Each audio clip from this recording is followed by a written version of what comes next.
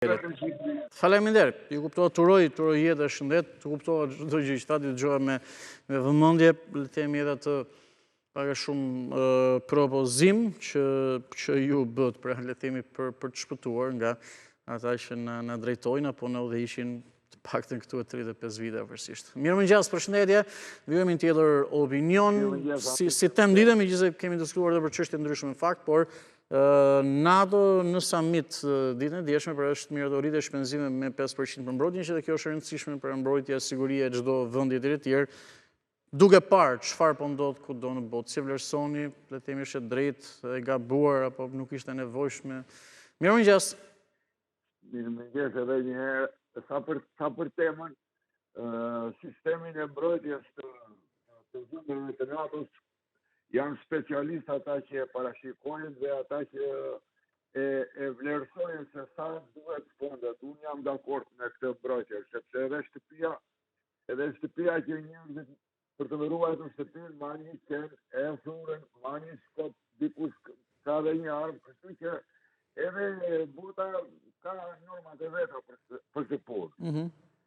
Po desha të bëj një pyetje, nëse mund të ma shpjegoj. Patjetër. Përse gazeta sot nuk jepet në ekranin tënd atje? Po, nuk na mbrin në redaksi, zotëri. Nuk na mbrin në redaksi. Këto janë gjitha gazetat që mbrin në redaksi. Nëse keni parë dhe nëse keni vënë re edhe të tjera që na mbrin, unë pak a shumë i bëj me dije, kështu që kjo është, nuk ka ne kuptoj ndoshta keni interes. Është në dinjitetin. Okej, ju kuptoj. Mirë.